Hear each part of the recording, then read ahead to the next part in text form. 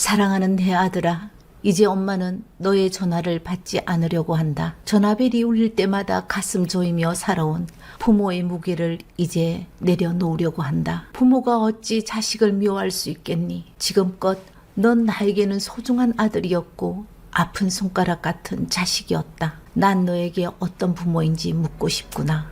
역시 대답이 없구나. 난 너에게는 부족한 부모인 모양이다. 사랑하는 아들아, 세상은 너를 냉정하게 평가할 것이다. 부디 이 어미의 품을 떠나면 갖고 싶은 것보다 하고 싶은 게 많은 사람, 꿈꾸는 사람이 되거라. 무자식이 상팔자다. 사실 이러한 표현은 정말 자식이 없는 것을 원한다기보다는 부모 노릇을 하는데 지쳐가고 있다는 부모들의 풀염일 수도 있을 겁니다. 22살의 아들을 둔 엄마는 아빠와 아들이 사사건건 부딪혀 부자 관계는 물론이고 부부 관계까지도 이혼을 한 해 만에 극한 상황이 진행 중이라고 했습니다. 제가 부동산을 하다 보니까 부모와 자식 간에 돈이나 집 때문에 싸우는 경우를 자주 보는데요. 앳된 얼굴을 가진 젊은 청년과 누나로 보이는 여자, 그리고 엄마가 오셔서 집을 사겠다고 했습니다. 누나로 보이는 여자는 2%는 아니고 한 1.5% 정도는 부족해 보이는 사람처럼 약간 어눌해 보였는데 사람은 겉으로 봐서 모른다는 말이 맞았습니다. 어눌해 보이는 며느리에게는 여우 같은 계획이 있는 모양이었습니다. 30평대 집을 사주겠다는 시어머니에게 어머니, 저희들이 둘째 계획도 있는데 30평대는 작은 것 같아요. 아이들 장난감이나 이런 짐들이 정말 많거든요. 이왕 사주실 거면 좀 큰 평수로 사주세요. 이번에 집 마련하면 완전 리모델링해서 아이들이랑 잘 살고 싶어요, 어머니. 아이고 지랄한다. 야, 자 와주라는데 어디까지 집을 고친단 말이고? 지가 나가서 돈 한 푼 풀어보기나 했나? 내 돈 가지고 왜 지가 계획을 세우고 있노? 내가 진짜 기가 차서. 엄마, 어차피 집 사줄 거면 저 사람이 원하는 평수하고 리모델링 해서 들어갈 수 있도록 해주면 되지. 너 왜 이러는데? 엄마는 그 돈 우리에게 안 쓰고 죽을 때 가지고 갈라고?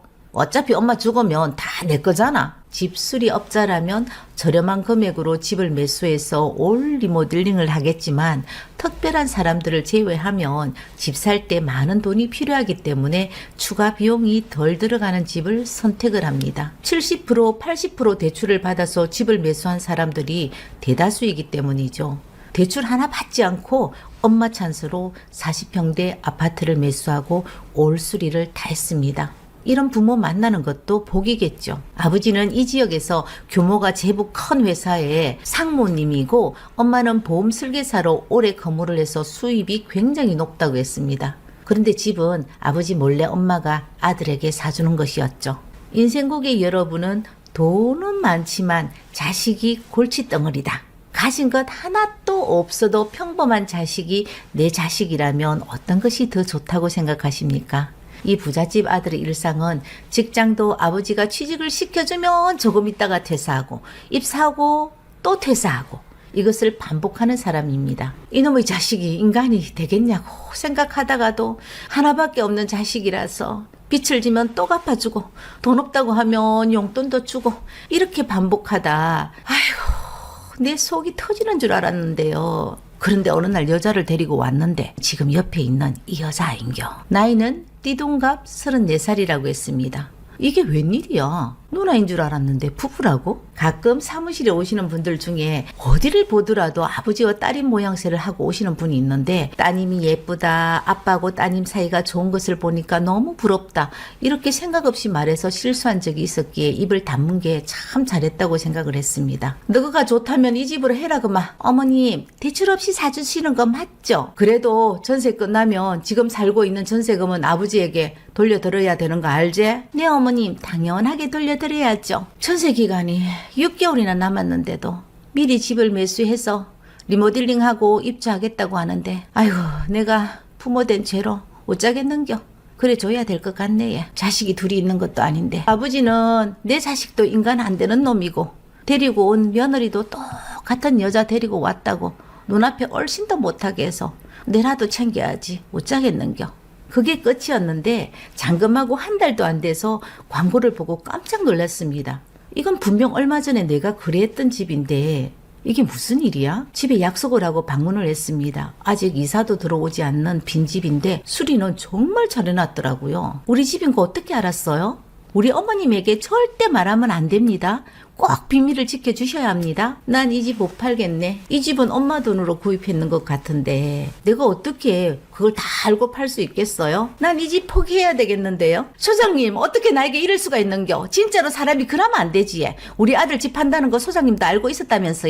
어째 나에게 말도 한마디도 안 했는겨? 믿는 도끼에 발등 찍혀도 유본시지. 아이고 참, 또 집 팔고 돈만 받아 처먹으면 되는 모양이지. 자기 명의로 되었는지 본인이 팔겠다는데 내가 무슨 말을 하겠어요. 그럼 처음부터 아들 앞으로 집을 사주지 말아야죠. 섭섭하겠지만 저에게 발등을 찍힌 게 아니라 아들에게 발등을 찍히고 있는 모양인데요. 그리고 지금 이 집 팔아도 가져갈 돈 하나도 없습니다. 이렇게 수리를 다 해놓고 다시 파는 이유가 무엇일까 궁금해서 제가 등기부를 열람해 보았는데 소유권 이전하고 바로 은행에서 대출 받았었고 캐피탈 2군데서 대출을 추가로 더 받았던데요. 혹시 모르니까 지금 살고 있는 전셋집이 아들 명의로 되어 있다면 그것부터 확인해 보셔야 되겠습니다.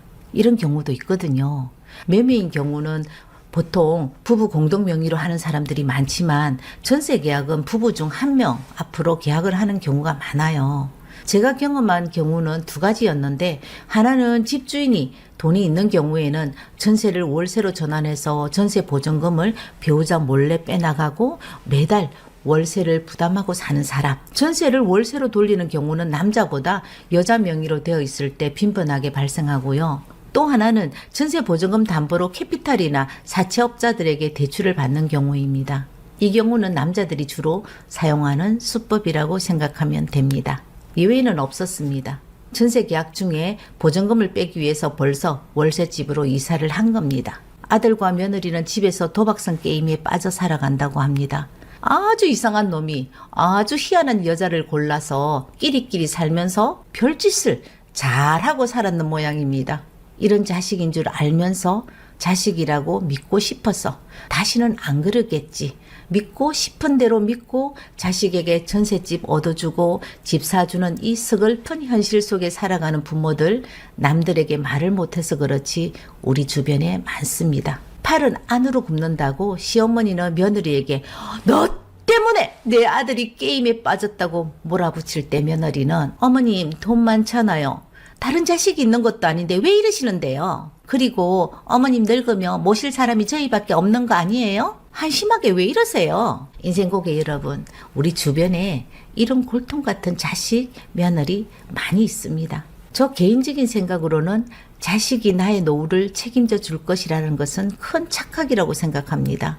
노후는 자식이 책임져 주는 것이 아니라 본인, 바로 내가 책임을 져야 하는 겁니다. 받기만 하는 자식들은 주는 부모의 수고로움과 깊은 뜻을 모른다는 겁니다. 이것은 그냥 자식에게 퍼주는 교육 방식이 불러온 비극입니다. 자식들은 부모가 고생하는 거 보고 배워야 합니다. 돈 무서운 줄 알도록 키워야 합니다. 내 자식이 망나니가 되었다고 그 누구도 원망할 필요 없습니다.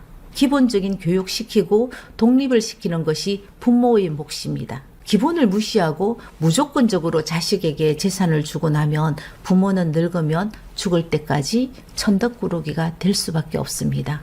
세상에 내가 존재해야 내 삶이 있고 인생이 있습니다. 세상의 대부분 자식들은 부모에게 받은 것 하나 없어도 때로는 고단한 삶을, 때로는 고단한 삶 속에서 행복을 만들어가면서 살아갑니다. 내 자식은 그렇게 키우고 싶지 않아? 이렇게 생각하시는 부모들이 자식을 망치고 있다라는 겁니다. 어려울 때는 내 그림자도 나를 떠난다고 하잖아요. 부모가 가진 게 없으면 자식도 부모를 무시하고 떠나갈 겁니다. 한꺼번에 몽땅 자식에게 주는 것은 아주 위험한 일입니다. 집 때문에 부모와 자식 사이에 다툼이 일어나는 것을 전 너무 많이 봅니다. 좀 더 부모님들이 현명했으면 좋겠습니다. 오늘 영상 마음에 드셨다면 구독, 좋아요, 알림 설정 부탁드립니다. 다음 영상으로 찾아뵙겠습니다. 감사합니다. 안녕하세요. 인생고개입니다. 귀신 살고 있는 집 보셨어요? 요즘 세상에 무슨 헛소리하고 있느냐고 말씀하시겠죠. 사람을 보듯이 눈으로 귀신을 보는 사람도 있고 보이지는 않지만 감으로 느끼는 경우 또는 이상한 냄새를 맡는 사람들도 있습니다. 귀신 사는 집, 귀신을 보는 사람들이 우리 주변에 있다는 말을 들었을 겁니다. 너 돗자리 펴야 되겠다. 대나무 꽂아야 되겠다라는 말을 자주 듣는 초기 좋은 부동산 중개 22년 차 공인중개사입니다. 귀신이 있다고 사람들이 피하는 집도 보았고 귀신이 보인다는 사람도 있었죠. 많은 사람들을 만나다 보면 저 사람은 신기가 있구나 생각이 드는 사람이 있습니다. 평범한 사람하고 다른 눈빛을 가진 사람을 조금 예민한 사람이라면 신기가 있는 사람을 구별할 수가 있죠. 그런 사람들은 집 사러 오시는 분들이 잘 없어요. 대체적으로 집은 전세도 아니고 월세를 얻으러 오시는 분이 많다라는 것이 이해가 잘 가지 않는 부분이기도 합니다. 친구 따라 점을 보러 난생 처음으로 갔는데 예약을 하지 않고 가서 오늘 점을 볼 수 없다고 예약 날짜를 정해 주었는데요. 2달 후라서 손가락 발가락 동원해서 계산을 해보니까 상당한 수입이 되겠더라고요. 거기다가 구슬하는 경우에는 수백만 원에서 수천만 원짜리가 있다고 하는데 그 많은 돈은 어디로 갔을까 하는 쓸데없는 생각도 해본 적이 있었습니다. 무속인들 중에서는 자기가 하고 싶어서 하는 사람들도 있을 테지만 대부분 몸이 아파서 정신적인 고통에서 벗어나기 위해서 신을 받아들이고 모시는 사람들이 대다수일 겁니다. 그렇지만 세상에는 그런 사람들을 이해하지 못하는 사람들도 많고 같은 건물에 점집이 있다는 것만 해도 싫어하는 경우가 대부분입니다. 결과적으로 점집으로 세를 놓겠다는 사람들도 드문 편입니다. 귀신이 보인다는 사람들을 많이 보았는데 그 중에서 집과 관련된 몇 가지를 말해 보겠습니다. 제일 먼저 기억나는 게 그 손님을 처음 만났을 때 혹시 무당인가? 눈빛이 이상해 라는 생각을 했거든요. 앞에도 말했듯이 점집을 구하는 사람들은 대부분 월세를 찾는데 이 손님은 특이하게 금액에 상관없이 본인의 조건만 맞으면 된다고 하셨습니다. 누구나 쉽게 찾을 수 있는 위치에 있는 집을 찾는다고 했죠. 집에 손님이 많이 오시나 봐요? 네. 아주 짧은 대답을 했는데 나도 모르게 혹시 신을 모시고 있나요? 역시 대답이 없었습니다. 잘못 짚었구나 하고 생각을 했죠. 머리에 스쳐 지나가는 집이 있었습니다. 대도로변에서 도보로 5분 거리 10m, 8m 도로를 물고 있는 해살 좋은 집이었지만 사전 방문을 했을 때 느낌이 좋은 집은 아니었습니다. 집 옆에는 공터가 있어서 주차가 항상 가능한 입지 조건이 좋은 집이었거든요. 거기에다가 주택수리업자가 완벽하게 수리를 했고 매매가도 적당한 금액임에도 거래가 되지 않는 것이 정말 이해하기가 어려운 집이었답니다. 손님하고 현관문을 탁 열었는데 뭔가 사람이 온몸을 감싸오는 집. 소름이 쫙 돋는 거예요. 봄이었으니까 5월달 정도 되었던 것 같아요. 방문을 열 때마다 아우 무섭다. 여기는 무섭다. 이곳에서 나가야 되겠다라고 발길을 돌리는데 누군가 나를 확 잡는 것 같은 보이지 않는 나쁜 힘에 움직일 수 없는 묘한 순간이 너무 무섭고 두려웠던 기억이 납니다. 1층과 2층이 연결된 내부 계단이 있는 집 구조였는데 계단 앞에 딱 서는 순간에 삐걱 소리와 동시에 손님이 저리 가! 저리 가! 소리를 지르면서 괴이한 행동을 하다 연달아 하품을 하기 시작하며 따라오지 마! 이렇게 소리를 지르더라고요. 저 때문에 불편하다면 제가 좀 나가 있을게요. 제가 그랬거든요. 그러니까 아까 목소리와 전혀 다른 목소리로 아닙니다. 이 집에는 두 분은 오지 마소. 계단에 온갖 잡기신이 옹기종기 앉아있다고 했습니다. 이 손님은 무당이었습니다.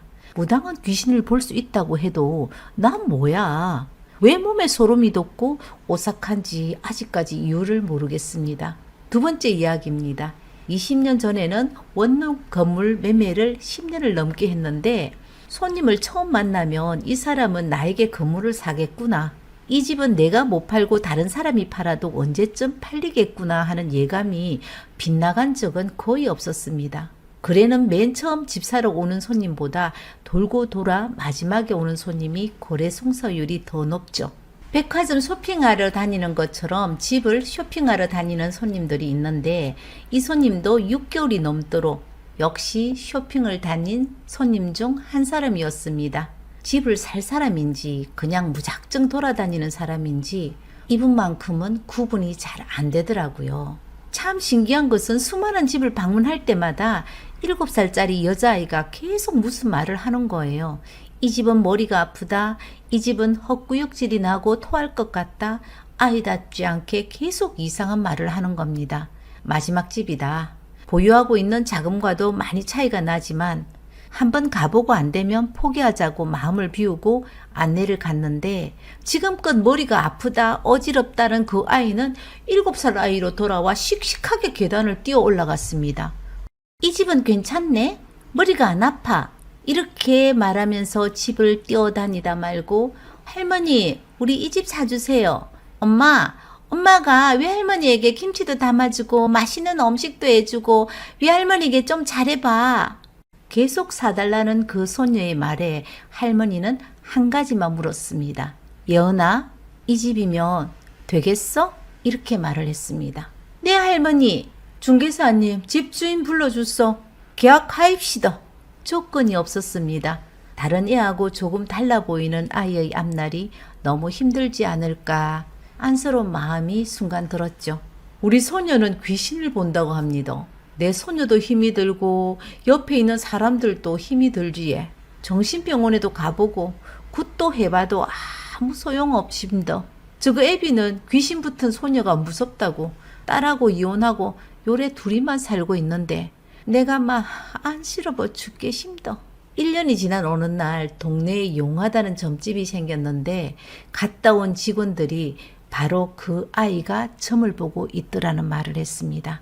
귀신이 보인다는 아이는 알 수 없는 신병에서 벗어나기 위해서 어린 나이에 살기 위해서 집에서 신을 모시고 점을 보면서 살아간다고 했습니다.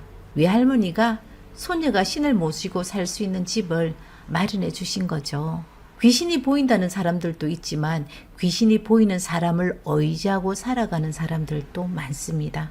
보살님이라고도 하고 무당이라고도 하는 사람은 우리 주변 곳곳에 있습니다.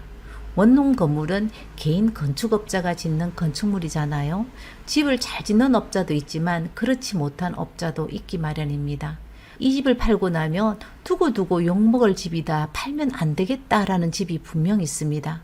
하지만 자주 얼굴을 보여주면서 부탁을 하면 끼워서 보여줄 때도 사실은 있습니다. 이 집도 그런 집이었는데 준공 후 청소가 안 돼서 먼지가 뽀얀 집이라 신발 신고 올라가기도 좀 상태가 그랬습니다. 손님이 부츠가 벗기 어렵다는 이유로 그냥 올라가더라고요.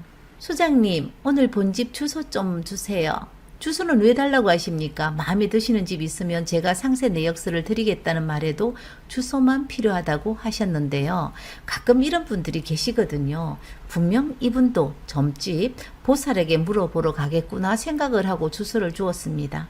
2시간도 지나지 않았는데 한 집을 콕 집어서 다시 보겠다고 했습니다. 오전처럼 신발을 신고 올라가는데 바닥이 찍힌다고 신발을 벗고 들어가야 된다고 하셨습니다. 이분은 이 집을 구입하기로 결정을 내렸구나 확신을 했죠. 이 집 금액 좀 조정되죠? 우리 사모님 보살집 갔다 왔구나. 보살님이 이 집 계약하라고 하던가요? 제가 한번 금액 조정은 해보겠지만 먼저 보살님에게 이것 한 번만 물어봐 주실래요? 이 집은 주방에서 베란다 나가는 문이 없거든요.